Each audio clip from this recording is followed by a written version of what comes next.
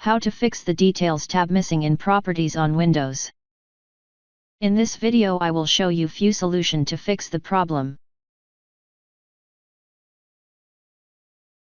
Right-click Command Prompt and click on Run as Administration. Copy and paste the command that you will find in the description of this video.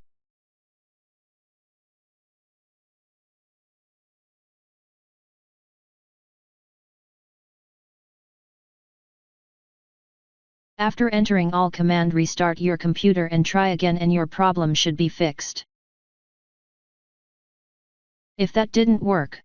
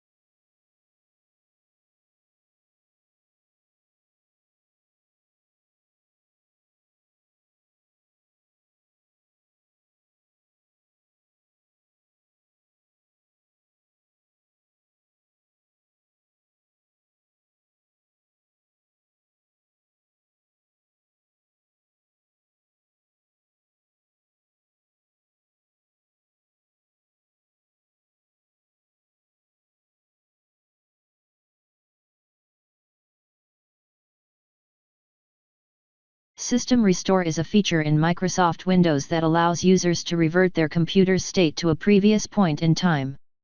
This can be helpful if you have made changes to your system that are causing problems.